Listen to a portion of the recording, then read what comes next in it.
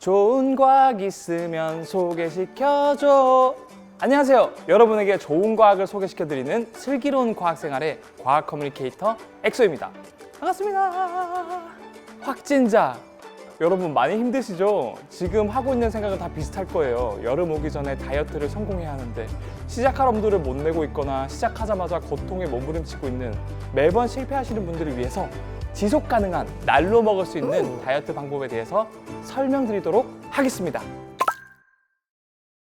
멘탈 다이어트, 이 생각만으로 살을 뺄 수 있다? 생각을 바꾸는 것만으로도 살을 뺄 수 있는 방법을 알려드릴게요.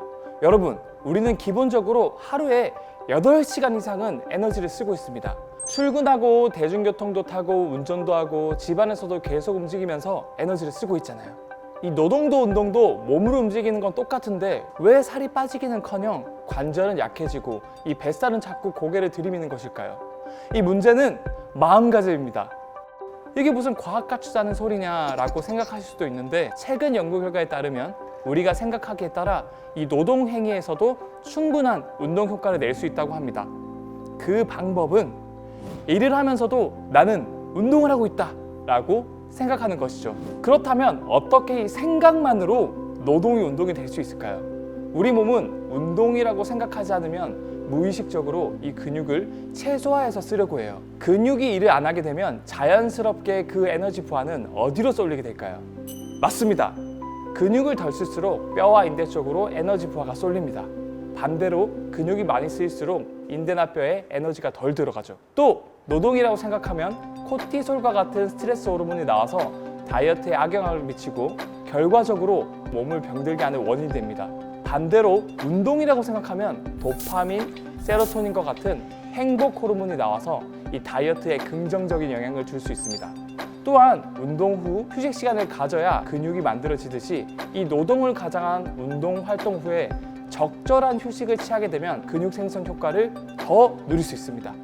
실제 연구에 따르면 같은 1시간 동안 1시간 내내 운동하는 그룹과 20분 운동 후 10분 정도 휴식을 취한 그룹을 비교 분석한 결과 중간중간 휴식을 취해준 그룹에서 오히려 근육 생성량, 지구력 등 건강에 도움이 되는 지표들이 증가하였다는 사실. 어떤 분들은 일할 때 쉬지 않고 한 방에 치우려는 성향이 있는데 이 중간중간 쉬어줘야 근육도 생기고 건강해진다는 거 기억하세요. 결국 운동과 노동은 한 끗 차이지만 그 한 끗 차를 결정하는 건 나의 마음가짐이란 점. 그리고 조금이라도 이러한 마음가짐을 더 강하게 해주기 위해서는 스마트폰에서 제공하는 만보기 앱 기능이나 맥박 등 운동량을 체크할 수 있는 이 스마트워치, 그런 것들을 보조적으로 사용하는 것도 도움이 될 것 같습니다. 여러분은 지금도 운동을 하고 있습니다. 생각을 바꾸면 당신의 삶이 운동이 됩니다. 간헐적 단식 들어본 사람 손! 간편한 다이어트 방법으로 요즘 유명한 간헐적 단식이 있죠. 유명 연예인분들도 많이 언급하셨고 실제로 저도 하고 있어요. 간헐적 단식의 정의는 일정 시간 동안 음식을 먹지 않고 공복 상태로 지내는 것이죠. 정확히 말하자면 일정 시간 공복을 유지함으로써 우리 몸의 소화기관이 제대로 움직일 수 있는 휴식기를 주는 방법입니다. 사실 인류는 지난 30만 년 중 거의 대부분을 이 먹을 것 없이 굶주림에 적응한 채로 살았습니다. 그래서 우리의 DNA에는 이미 공복이라는 환경에 적응하는 법이 각인돼 있습니다. 그런데 최근 이 100년 사이 급격한 발전으로 인해 대부분의 인류는 영양 과다 상태로 기존에 전혀 없었던 새로운 질병들을 앓게 됐습니다. 대표적으로 비만, 성인병, 당뇨병 등등이 있죠. 그러니까 당연히 오랜 시간 공복 상태를 유지해주는 게 건강해질 수 있다는 뜻입니다. 그럼 과연 과학적으로 이 공복이 어떻게 다이어트 효과를 낼 수 있는 걸까요? 연구 결과에 따르면 이 공복 상태를 오래 유지할수록 우리 몸에서는 에너지가 없다고 착각을 해서 장수에 도움이 되는 미토콘드리아라는 에너지 생성 기관을 많이 만들어냅니다. 이 미토콘드리아는 실제로 운동을 꾸준히 했을 때 많이 만들어져서 우리 몸을 건강하게 만들어주는 대표적인 운동에 좋은 효과 중 하나인데, 운동 없이 오직 공복 유지만으로도 이런 드라마틱한 효과를 낼 수 있다는 겁니다. 게다가 공복 시간이 길어질수록 우리 몸 세포 하나하나는 에너지가 없다는 걸 직시하고 이 비상사태에 돌입합니다. 또한 장수 유전자 시르투인이라고 불리는 유전자를 활성화시켜서 세포 내부의 고장난 부위를 빠르게 수리하고 효율적인 대사를 유도해 더욱 건강해질 수 있는 것입니다.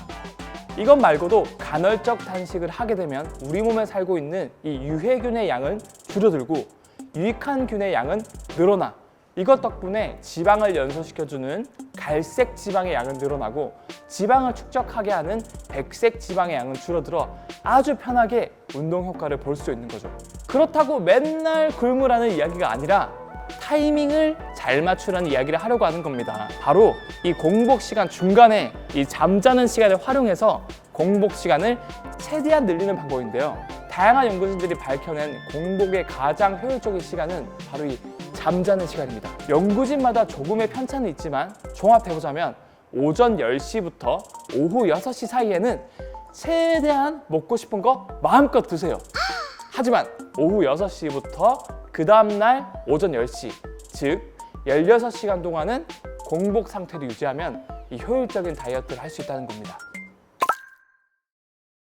같은 운동을 해도 극한의 효율을 끌어내고 싶은 분들을 위한 팁도 있는데요.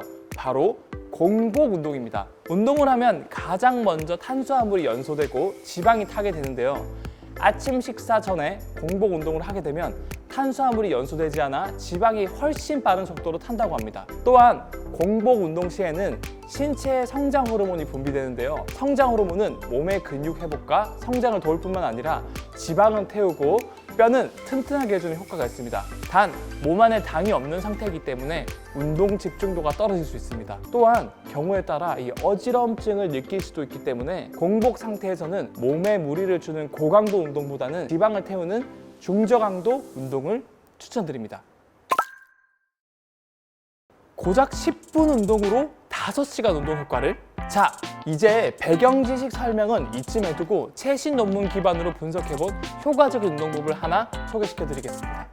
혹시 인터벌 트레이닝이라는 단어 들어보셨나요? 이 짧은 시간 내에 이 최대한의 운동을 하고 휴식을 가진 운동법인데, 쉽게 비유를 하자면 이 심폐기관이 하는 웨이트 트레이닝이라고 보시면 됩니다. 이 심장도 기본적으로 근육으로 이루어져 있는데요. 짧은 시간 내에 최대한의 운동을 하게 되면 우리 몸에서는 필요 산소량이 굉장히 높아지게 됩니다. 이에 반해 소모할 수 있는 산소량은 이렇게 한정적이다 보니까 운동 종료 후에도 지방과 탄수화물 대사가 지속되게 됩니다. 그러니까 이 짧은 시간에 폭발적인 운동을 하고 휴식을 취하면 모든 근육들이 운동이 끝나고 휴식을 취하고 있음에도 불구하고 우리 몸은 뭐야 이거? 지금 엄청난 에너지가 필요한 상태구나 라고 착각을 하게 돼요. 그래서 운동이 끝나고 4시간, 5시간이 지나도 몸에서는 계속 지방을 태우게 됩니다. 이 원리가 바로 회복기 초과 산소 소모인데요.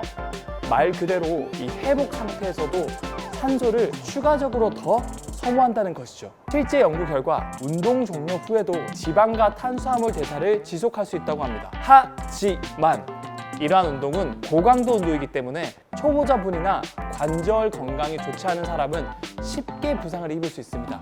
그러니까 초기에는 가벼운 러닝으로 시작하고 차츰 늘려가서 자신의 페이스의 10%만 더 빨리 뛰는 걸로 단계를 올리시고, 그 후에는 20%, 30% 이런 식으로 계단식으로 적응하는 단계를 거치시는 것을 추천드립니다. 40대 이상 분들에게는 이 러닝이나 조깅처럼 지속적이고 가벼운 운동을 추천합니다. 신체의 내구성이 점점 떨어지는 중년 이후의 분들은 무리한 운동이 오히려 부작용을 일으킬 수 있습니다. 적당히 체력을 보강해 나가는 방식으로 운동량을 조절한다면 이 다이어트에 큰 도움이 될 것입니다.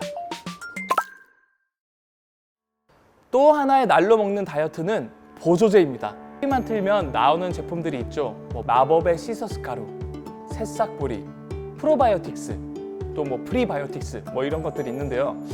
한 달 동안 먹기만 했는데 10kg씩 쑥쑥 빠진다는 말 많이 들어보셨을 거예요. 이것과 함께라면 다이어트가 일사천리로 될 것만 같은 느낌이 들죠. 결론부터 말하자면 프로바이오틱스를 제외하고는 과학적으로 다이어트에 효과가 있다고 보기에는 좀 어렵습니다. 그럼 시중에 판매하는 이러한 다이어트 보조식품은 왜 드라마틱한 효과를 낼 수가 없을까? 반대로 한번 생각해보세요. 왜 일반인들도 쉽게 이런 건강 보조식품을 구매할 수 있을까? 그거에 대해서 고민하면 답을 내릴 수 있습니다. 의사 또는 약사의 전문적인 처방 없이도 구매가 가능하다는 뜻은 그만큼 부작용의 여지가 없는 보조제라는 뜻이고, 반대로 말하면 그만큼 큰 효과를 기대하기도 어렵다는 뜻입니다. 의약품, 의약외품, 건강기능식품 순으로 효과 기대 측면이 약해진다라고 보시면 될 것 같아요. 물론 반대로 부작용도 훨씬 덜하겠죠. 중요한 건 식이요법, 먹는 시간대도 중요하고 운동이 가장 중요하다는 점. 실제로 가장 권위 있는 학술지 네이처지에서 이런 연구 결과들이 나왔습니다. 이 사람의 체질은 몸속에 있는 장내 미생물들의 구성 성분에 따라서 달라진다. 예전에 태양인, 소양인, 소음인 등과 같이 사람을 4가지 체질로 나누는 용어들이 있었는데요. 실제로 우리 인간의 장에 살고 있는 이 장내 미생물에 따라서 사람의 체질이 달라진다는 결과들이 속속 나오고 있습니다. 이 눈에 보이지도 않는 이 작은 세균들 때문에 내 체질이 달라진다고? 이 콧방귀를 낄 수도 있지만 작다고 무시하면 큰 코 다칩니다. 여러분들, 우리 몸을 구성하는 이 세포, 눈에 보이지도 않는 이 작은 세포의 개수가 몇 개 정도인지 아세요? 약 50조 개 정도 됩니다. 그렇다면 우리 장에 살고 있는 이 작은 이 미생물들의 개수는 몇 개 정도 될까요? 작게는 100조 개, 많게는 500조 개가 넘는다는 사실. 이쯤 되면 나의 주인이 세균인지 나인지조차 헷갈리겠죠. 그만큼 우리 장 속에 살고 있는 장내 세균이 우리 몸에 미치는 영향이 클 수 있다는 뜻입니다. 아무튼 제가 추천드리고 싶은 것은 이 유산균을 꾸준히 섭취하라고 권해드리고 싶고, 비용 대비 효율을 극대화시키고 싶다면 이 유산균이 장내에 잘 정착해서 살 수 있도록 이 유산균들이 좋아하는 먹이, 요즘 프리바이오틱스 많이 들어보셨죠? 네, 맞습니다. 그 프리바이오틱스도 같이 섭취해 주시면 좋습니다. 그래서 결론, 여러분들 다이어트 정말 힘드시죠? 다이어트 날로 먹는 방법 제가 총 정리해 드리겠습니다. 첫 번째, 나는 삶을 살고 있는 것이 아니라 삶이라는 운동을 하고 있는 것이다 라고 생각하세요. 두 번째, 저녁 먹고 야식 먹지 마세요. 최대한 공복 시간을 늘리기 위해서. 세 번째, 기왕 운동할 거면 아침에 공복에 운동하세요. 네 번째, 30대 이하는 인터벌 트레이닝, 40대 이상은 조깅 같은 좀 약한 운동부터 시작하길 권해드립니다. 다섯 번째, 이 유산균을 많이 챙겨 드세요. 다이어트 참 쉽죠? 지금까지 슬기로운 과학생활의 과학 커뮤니케이터 엑소였습니다. 다음에 만나요.